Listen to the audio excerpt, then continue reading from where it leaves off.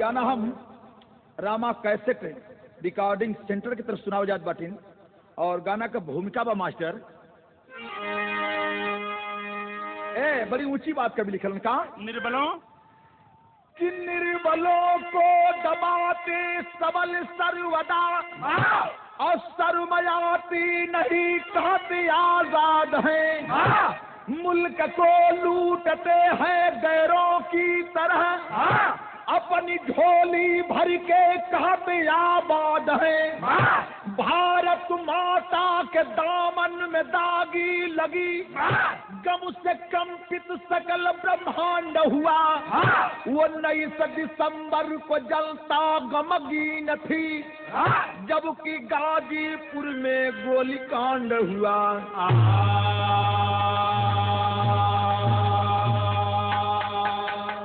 तर्ज बड़ी कचाका आ गई कौन तर्ज तन पूछल करा तब न बताई कौन तर्ज कि अरे गोरी छम छम बजा के पायल कहे करलू करे जवा घायल जवनिया में जवनिया में जवनिया में जान मारे लियू लेकिन कवि जी लाख रुपए के बाद गनवा में लिखले उनका अरे भारत बनता उपहासी भारत बनता उपहासी और कातिल अरे कातिल ना पाते फांसी कानून कानून कानून सबूत मांगे लाहो कानून सबूत मांगे लाहो कानून सबूत मांगे लाहो कानून सबूत मांगे लाहो कानून सबूत मांगे लाहो यही से कहानी का शुरुआत व भूमिका लेकर के क्या कि अरे कहीं गोली से होली हंस के कोई खेल रहा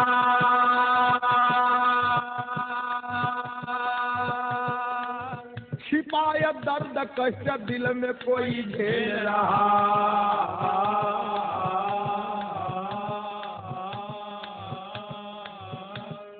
अगवा को बतिया बा जिला गाजीपुर में एक ग्राम फासगंज सही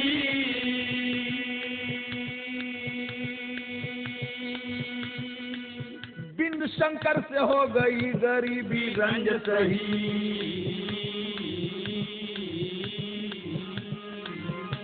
भैया हो गाजीपुर जिला में लंका एक स्थान जहां से आपको बनारस के लिए बस मिलता है लंका से जब बनारस से तरफ आएंगे आप थोड़ी दूर गईले पर एक डिग्री कॉलेज और बगलिया में फाक्सगंज गांव उसी गांव में एक गरीब परिवार कौन था सुने कि एक मुन्ना नाम का लड़का था उसके परिवार में उसके बुढ़े माता पिता थे बाबूजी और वो लड़कवा का काम कर रहल कि दिनवा में पढ़ाई कर रतिया कर रिक्शा चला कर जो पैसा पावे और वही पैसवा से अपने परिवार के अपने बाप और मतारी का पालन पोषण करे इसी तरह से जीवन बीत रहा है। लेकिन बात सुना आगे का क्या कि अरे बेटा नाबालिग मुन्ना जो रिक्शा चलाता था,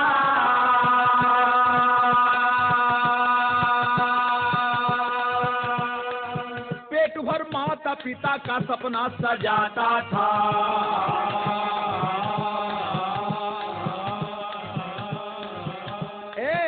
अरे वो 19 दिसंबर का भैल, तेरी बतिया सुना का भैल 14 दिसंबर कि अरे 14 दिसंबर विशेषरगंज के अंदर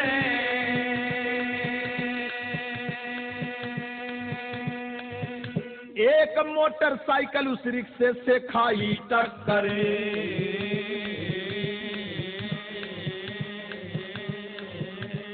विशेषरगंज मोहल्ले के रोड से वो लड़का जो है रिक्शा चलाते हुए गुजर रहा था, मुन्ना नामक लड़का, और पीछे से मोटरसाइकिल एक सवार आए और ले जाकर उसके रिक्शे में टक्कर मार दिए। वो टक्कर क्यों लगा?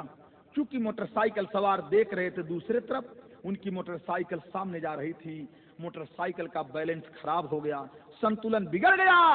मेरे बाबूजी जाकर के रिक्शे में टक्कर मार दी। लेकिन सुने कि वो मोटरसाइकिल चलाने वाले कौन थे कि अरे मोटरसाइकिल चालक दरोगा सालीग्राम रहे।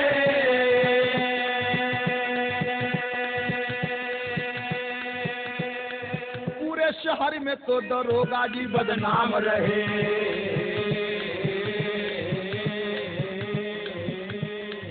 नायब दरोगा सालीग्राम जौनपुर के रहने वाले ये वही थे बाबूजी। और जब टक्कर लगा मोटरसाइकिल रोक करके उतर गए, आवाज देते कि रिक्शा वाले, अरे रिक्शा वाले लड़के, रिक्शा क्यों मेरे मोटरसाइकिल में ले आकर के लड़ा दिया तूने? बाबूजी दरोगा जी के डर से वो लड़का रिक्शा रोक करके नीचे उतर गया। और जब उतर गया दरोगा जी पहुंचे उस बच्चे के पास और देखें का कैलन का दरोगा जी कि अरे पकड़ कर दरोगा उस बच्चे को पीटने लगे। पकड़ कर दरोगा उस बच्चे को पीटने लगे। शान शौकत वर्दी स्टार का छीटने लगे।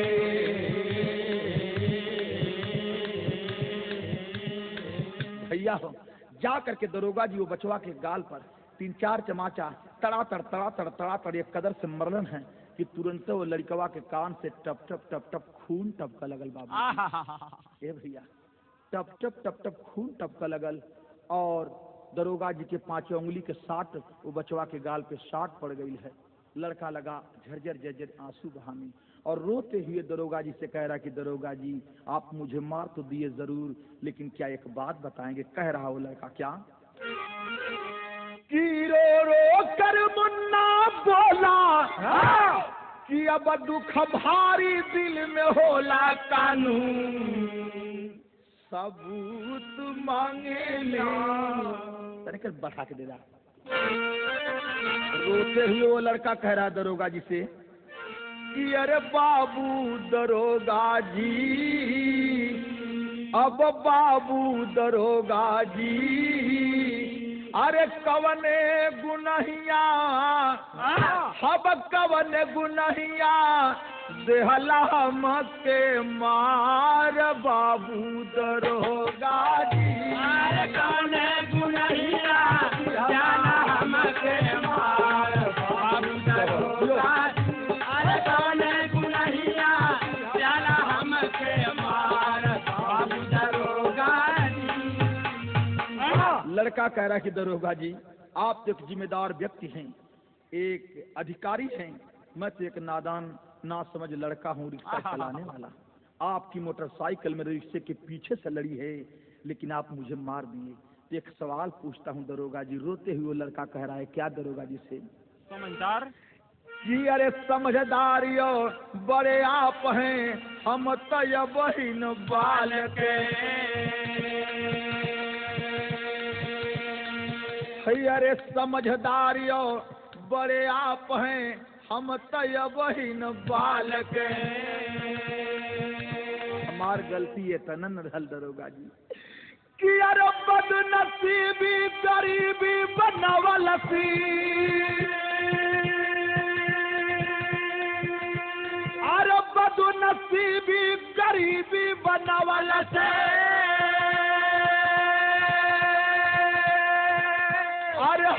के रिक्शा चालक ये बाबू दरोगा जी, अरे यही भरोसे जिएला मोर परिवार बाबू दरोगा, यही भरोसे जिएला मोर परिवार बाबू दरोगा जी, यही भरोसे जिएला मोर परिवार बाबू दरोगा जी, अरे यही भरोसे जिएला मोर परिवार बाबू दरोगा जी।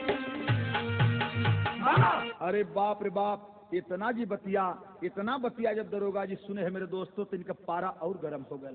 सोच लिए कि एक नादान लड़का रिक्शा चलाने वाला खुलेआम सड़क पर इस कदर से मुझसे बातें कर रहा है। दरोगा जी और गुस्से में आ गए। बाबूजी और कैलन का वो लड़का के वो समय बड़ा जो ना काम करे चाहिए वो जाकर दरोगा जी लड़का के साथ व्यवहार के लिए कौन काम सुने कि बाला का बात सुनी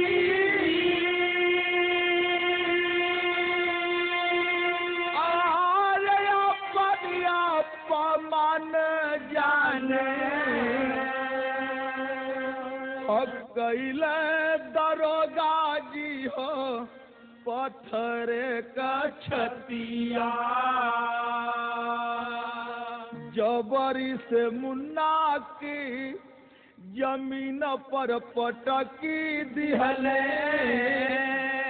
और लातन मुकन मारत मारत कैले दूरा गतिया। बाबूजी जाकर उस बच्चे को उठाकर सड़क पर पटक दिए, लगे लातों और घूसों से मारने। लोग देखने वाले बताए कि दरोगा जी बूट पहने थे, मारते मारते बच्चे को लाचार कर दिए।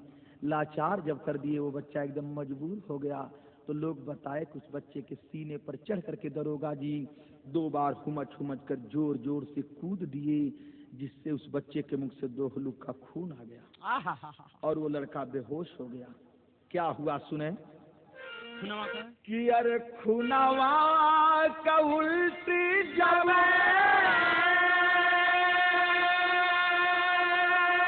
अरे ललनवा करना लागले अरे अखिया में नाचे माई बाबू के सूरतिया। लड़का जब बेहोश हो गया, दरोगा जी अपने कोतवाली चले गए बाबूजी, लेकिन कुछ रिक्शे वाले मिल करके उस बच्चे को रिक्शे पे लाद करके और उसके घर पहुंचाए। उसके बाप और मतारी अपने बच्चे की हालत जब देखते हैं रोते पीते बाबू ले गए बच्चे को उठा करके सदर हॉस्पिटल ले आकर के वो लड़का भर्ती कर लिया गया। 2 दिन तक दवा चली और दवा चलने के बाद जब तीसरे दिन वो लड़का मरने के पोजीशन में हो गया, तो उसके बाप और मतारी अपने बच्चे की सूरत को देख करके झरझर आंसू बहाते हुए कह रहे हैं कैसे कि झारा झारा आसिया नायाना वहाँ से बरसना वहाँ से बरसे हो माई बहू रहिया चेहरा चूमे हो लाल मोरे माई बहू रहिया चेहरा चूमे हो लाल मोरे माई बहू रहिया चेहरा चूमे हो लाल कि अरे हमहन के लगा के गैला लाला कौन डारिया हो लाला कौन डारिया हो तीरा पे विपत्ति आया के घूमे हो लाल मोरे तीरा पे विपत्ति आया के घूमे हो लाल मोरे तीरा पे विपत्ति आया के घूमे हो लाल मोरे। बाबूजी दवा चलती रही, अंततोगत्वा वो लड़का वो 19 दिसंबर को हॉस्पिटल में क्या हुआ सुने कि वो 19 दिसंबर के सुगाना वापर आइले हो वो 19 दिसंबर के सुगाना वापर आइले हो आया न पढ़ के छात्र घोषित कुछ लोग कइले हो। लड़का वो स्वर्गवासी हो गया हॉस्पिटल में। वहां के कुछ बुद्धिजीवी वर्ग, कुछ विरोधी दल के नेता मिलकर के सोच लिए कि बच्चे का परिवार गरीब था, तो हम लोग प्रचार कर दें, अनाउंस करवा दें कि ये लड़का दिन में पढ़ाई करता था, रात में रिक्शा चलाता था। इससे होगा ये कि जो भी सुनेगा सबकी ममता, सबकी श्रद्धा इस बच्चे के प्रति झुक जाएगी। दूसरी बात कि विद्यार्थी जब सुनेंगे तो आग बबूला हो जाएंगे, संगठन बना करके प्रशासन से लड़ाई छेड़ देंगे और इसके परिणाम स्वरूप सरकार को झुकना पड़ेगा। तो सरकार के तरफ से इसके परिवार की कुछ मदद हो जाएगी। इसलिए अनाउंस हो गया, प्रचार करवा दिया गया कि ये लड़का दिन में पढ़ाई करता था, रात में रिक्शा चलाता था। बाबूजी ये बात जब विद्यार्थियों को इसकी जानकारी हुई तो विद्यार्थी उतावले हो गए, आग बबूला हो गए। इसलिए एक हमारे छात्र भाई को एक नायब दरोगा अन्याय करके मार डाला, हम लोग इसका बदला लेंगे। संगठन बनाकर क्लास छोड़ करके विद्यार्थी रोड पर आ गए, जुलूस निकाल कर कोतवाली का घेराव करने के लिए। तो यहीं से गाना मोड़ ले लिया, बीर की तरफ तो नहीं बढ़ के जा।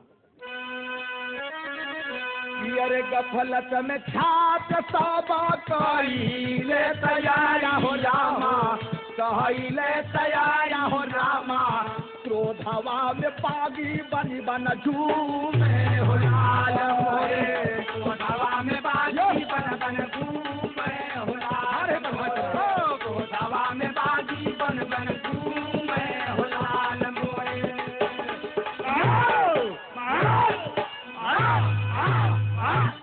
अब देखे विद्यार्थी का समूह संगठन बनाकर जाकर कोतवाली का घेराव कर दिया। एकदम प्रांगण में आदमियों की भीड़ लग गई, अगल बगल के लोग साथ देने लगे, विद्यार्थियों का जमघट लग गया एकदम प्रांगण में कोतवाली के। और कोतवाली के अंदर एसपी साहब जिनका नाम हरभजन सिंह, कलेक्टर साहब जिनका नाम आलोक रंजन, डीवाईएसपी केडी सिंह, बड़े बड़े पुलिस के जवान अधिकारी लोग जुटे थे ही। कदम कदम पर पुलिस के जवान की कोई हंगामा न हो, कोई गड़बड़ी न हो।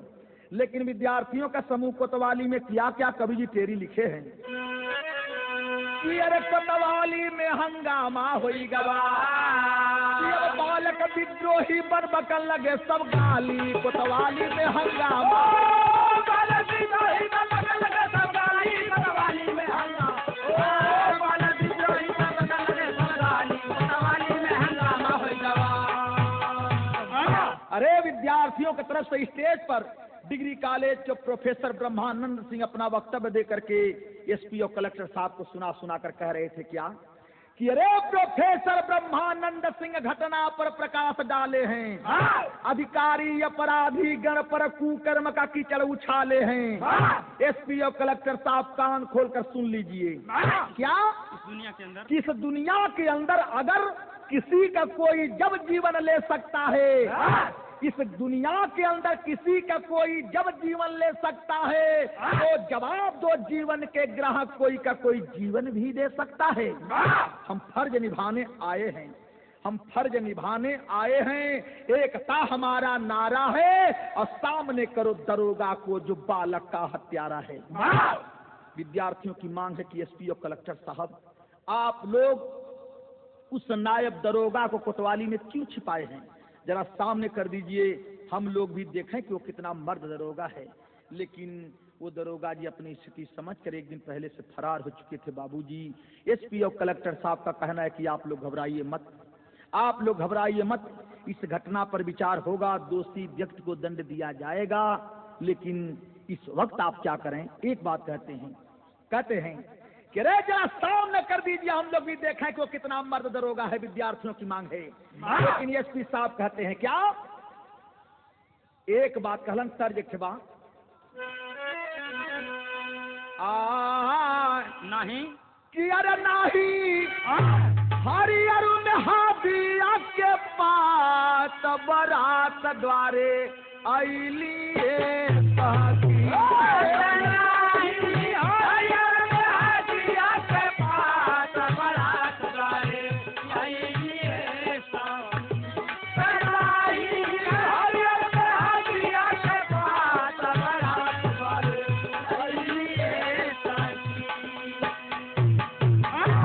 बाप रे बाप। एसपी साहब कहना कि आप लोग घबराइए मत, इस वक्त मुझसे 1000 रुपया लेकर के इस बच्चे के लाश का दाह संस्कार कर दीजिए। इस घटना पर विचार बाद में होगा, दोषी व्यक्ति को दंड दिया जाएगा, लेकिन बाद में। 1000 रुपये की बात आती है मेरे दोस्तों, उन विद्यार्थियों में एक लड़का तमतमा कर खड़ा हो गया, ललकार कर कहता है कि एसपी और कलेक्टर साहब कान खोल कर सुन लीजिए, अरे क्या हमारे मुन्ना भाई के जान की कीमत मात्र 1000 रुपए थी? अगर 1000 रुपए थी एसपी और कलेक्टर साहब, तो आप दोनों आदमियों को हम लोग 10,000 रुपया देंगे, लेकिन आप लोग अपने अपने बेटों को सामने कर दीजिए, हम लोग भी गोली मारेंगे। इतना बतिया जब सुनलन एसपी और कलेक्टर साहब, तो इन लोगों का थुथुन तो नीचे लटक गए। आगवा के लड़कवा बतिया करे, लेकिन पिछवा के लड़कवा सोचे कि चला यार अब अपन वाला काम शुरू कर दिया। तो पिछवा के लड़कवा का करे खातिर सोचे तर्जवा हुआ कि नहीं हरियर मेहदिया का पात बारात द्वारे अलिन ए सखी। पिछवा के लड़कवा का सोचे सुने कि अब कोई नहीं, अरे मान ल कोई का बात घाट सब ढूंढ रे मिटवा, कोई नहीं मान कोई का बात घाट सब ढूंढ रे मिटवा, कोई नहीं मान कोई का बात घाट सब ढूंढ रे मिटवा। अरे भीड़ नियंत्रण करे बदे तब आंसू गए छोड़ाइले रामा, आंसू गए छोड़ाइले। अरे तोड़ा फोड़ा कोतवाली न मच गया लहर क्रांति की आई घाट सब ढूंढ रे मिटवा, तो यगिया लगा के किया घाट सब ढूंढ रे मिटवा, लगा के किया घाट सब ढूंढ रे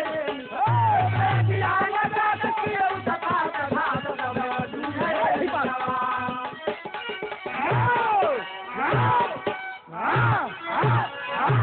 ए भैया विद्यार्थी के समूह तहलका मचा दिल, तहलका मचा दिया। विद्यार्थी जो बाटन अपन काम शुरू कर दिलन, जब उन्हें मोटरसाइकिल से पढ़ा बदे स्कूल आ ललन, मफलर निकाल कर पेट्रोल टंकी में भिगो कर मोटरसाइकिल के छिड़क कर आग लगाना शुरू कर दिए। ढेला चप्पल जूता सब कुछ गाली गलौं सब शुरू हो गए। बाबूजी कोतवाली में प्रमाण मिलल कि दुल्लापुर रेलवे स्टेशन फूंक दिए, हंसराजपुर पुलिस चौकी फूंक दिए, गाजीपुर पोस्ट ऑफिस फूंक दिए। इस दशा को देखते हुए मेरे दोस्तों, मेरे कवि जी को 2 लाइन मेरे विद्यार्थी भाइयों को संदेश देना पड़ा। किस लिए सुने? आए जल्दी कि अरे जल्दी बाजी कई के धोखा खाई बबुआ बागी बने, अरे वतन के धन को जला के का तू पाई बबुआ बागी बने, को जला के का तू पाई बबुआ बागी बने, वतन के धन को जला के का तू पाई बबुआ बागी, वतन के धन को जला के का तू पाई बबुआ बागी, बबुआ बागी, बबुआ बागी, वतन के धन को जला के का तू पाई बबुआ बागी, अरे वतन के धन को जला के का तू पाई बबुआ बागी बने। की संपत्ति अपनी है और न समझो यह अपराधी की, अपराध से प्यारी मातृभूमि है, अरे रामकृष्ण गांधी की, अरे खून का बदला खून से जो चुकाई बबुआ बागी बल, अरे फिर भी ना है रायल हीरा पाई बबुआ बागी, बिना है रायल हीरा पाई बबुआ बागी, बिना है रायल हीरा पाई बबुआ बागी, फिर भी ना हेरायल हीरा पहिबा बबुआ बागी बन। बड़ी अच्छी बात मेरे कवि जी मेरे विद्यार्थी भाइयों को संदेश दिए, क्योंकि वो समाज के रक्षक हैं। इसलिए कि मेरे दोस्तों, सरकारी संपत्ति की नाश मत करो, सरकारी संपत्ति अपनी है, खून का बदला खून से मत लो। इसलिए कि कानून सबके लिए बराबर है, जो गलती करेगा चाहे वो दरोगा हो, अधिकारी हो, कुछ भी हो, चाहे साधारण आदमी हो, कानून सबके लिए बराबर है, सबको दंड मिलेगा, बशर्ते कानून को सबूत की जरूरत है। ये तो मेरे विद्यार्थी भाइयों को लास्ट में पुलिस के जवानों को संदेश पाएंगे, चूंकि वो समाज के रक्षक हैं। लेकिन पहले ये सुनिए कि मेरे देश का इतिहास क्या रहा है। सुने कि अरे जब की गुलामिया में अरे रोवती रहली जननी, अरे आजाद कराए हो शहीद बलवान, अरे काकोरी के सन पकड़ गई बिस मिले, अरे यह सब उल्ला वफादार नौजवान। भैया हो, हमारे देश का जवान हंसते हंसते फांसी के तख्ते को सावन का झूला समझकर चूम लिए बाबूजी, लेकिन भारत माता के दामन में दाग नहीं लगने दिए। वो स्टोरी याद आती है, कहानी याद आती है, कौन सी कि अरे काकोरी के समय पकड़ गई बिसमिल, अरे असफा का उल्ला वफादार नौजवान। काकोरी ट्रेन डकैती, मेरे देश के 7 नौजवान अंग्रेजों की पूरी ट्रेन को लूट लिए। अशफाकुल्ला, राम प्रसाद बिस्मिल और रोशन सिंह, राजेंद्र प्रसाद लाहड़ी, ऐसे ऐसे करके 7 जवान अंग्रेजों की पूरी ट्रेन को रोक लिए बाबू, लूट लिए। जिसमें से 2 जवान फरार हो गए, शेष 5 क्रांतिकारी पकड़ लिए गए। चंद्रशेखर आजाद और 1 जवान और फरार हो गए, 2 क्रांतिकारी जवान। लेकिन 5 जवानों को पकड़ करके गोरखपुर जेल में बंद कर दिया गया। नाना दुर्गत सहे लेकिन आजादी की लड़ाई लड़ते रहे बाबूजी। अंत में समय आयल कौन चीज है कि अरे वो 19 दिसंबर 27 के भई फांसिया, की शहीद दिवस जानना जहान। 19 दिसंबर सन 27 को मेरे 5 क्रांतिकारी जवान एक साथ फांसी के तख्ते पर अंग्रेजों द्वारा झुला दिए गए। इसलिए जब वो 19 दिसंबर वर्ष में आता है तो पूरे हिंदुस्तान में, पूरे इंडिया में शहीद दिवस के नाम से आता है बाबूजी। ये वही दिन था वो 19 दिसंबर का। क्या हुआ सुने कि अरे गाजीपुर तहलका मचल हमारे भाई। ये वही वो 19 दिसंबर का दिन था कि हमारे प्रदेश के भूतपूर्व मुख्यमंत्री उस समय वर्तमान थे बाबूजी, ये उत्तर प्रदेश के, जिनका नाम है वीर बहादुर सिंह। बाबू वीर बहादुर सिंह मुख्यमंत्री फैजाबाद में अशफाकुल्ला के मूर्ति पर माल्यार्पण कर रहे थे। उधर गाजीपुर कोतवाली में क्या रहा हो रहा है कि अरे गाजीपुर कोतवाली में मचला तूफान, लागल छोटा साथी हर भजन की सर पर, अरे तान लिए अपन रिवाल्वर का निशान, अरे गोलियां लगत यादव गिर गई, अरे बिशुनपुरा कोठिया में जेकर मकान। एक लड़का का चप्पल जाकर एसपी साहब के कनपट्टी पर तड़ाक से न लगल, इनका माथा इनका मुदाफ हो गया। रिवाल्वर खींच कर चला दिए गोली। उसमें लड़कों के झुंड से एक यादवेंद्र नाम का राय का लड़का बोल रहा था। गोली जब सीने में लगी गिर गया लड़का। खबर मिली गौसपुर के बगल में बिशुनपुरा कोठिया उसकी मकान बताई गई। उसके माता पिता जब मौके पर पहुंचे हैं बाबूजी तो प्रमाण मिला कि अपने माता पिता का वो बेचारा एकलौता लड़का था। बाबूजी एकलौता लड़का था। अब हमारे कवि जी 2 लाइन मेरे पुलिस प्रशासन को, पुलिस के जवानों को संदेश दिए, चूंकि वो समाज के रक्षक हैं इसलिए। क्या रक्षक बनके? अरे रक्षक बनके भक्षक आज कैले भारी भूल हो, अरे गुलजार बगिया के कि अब गुलजार बगिया के, अरे तोड़ला आलर फूल हो गुलजार फूल हो।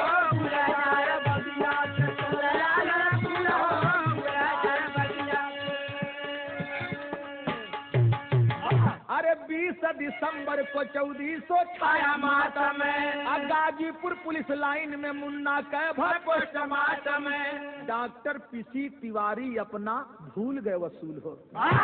हॉस्पिटल के सबसे बड़े सर्जन डॉक्टर पीसी तिवारी बच्चे के मुन्ना के लाश के जब पोस्टमार्टम कैलन तो पोस्टमार्टम का रिपोर्ट गलत लिख दिलन। का लिखलन कि टीबी का मरीज उस मुन्ना को बताए और 304 का मुलजिम उन दरोगा को बनाए। लिख दिए कि लड़का टीबी का मरीज था इसलिए मर गया, जबकि यह वास्तविकता नहीं है। जबकि यह वास्तविकता नहीं है, या तो ऊपरी दबाव पड़ा हो या पैसे की लालच में दरोगा जिस बच्चे को टीबी का मरीज लिख करके 302 की जगह पर 304 का मुलजिम बनाए। इसलिए कवि जी को मजबूर होकर के लिखना पड़ा। क्या कि अधिकारी मिलकर झोंका जनता की आंख में धूल हो, अरे गुलजार बगिया के अब तोड़ा आलर फूल हो गुलजार बगिया के, आलर फूल हो गुलजार बगिया के।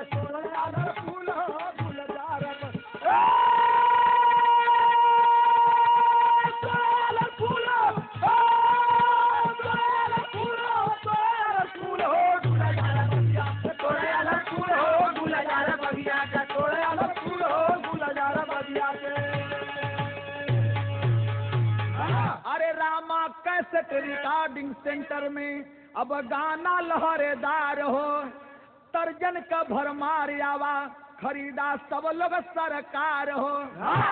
अरे अच्छा तर्ज गाना से अरे गईलाई त झूल हो, अब गुलजार बगिया के अरे तोड़ लाल रे फूल हो, गुलजार बगिया के गुलजार बगिया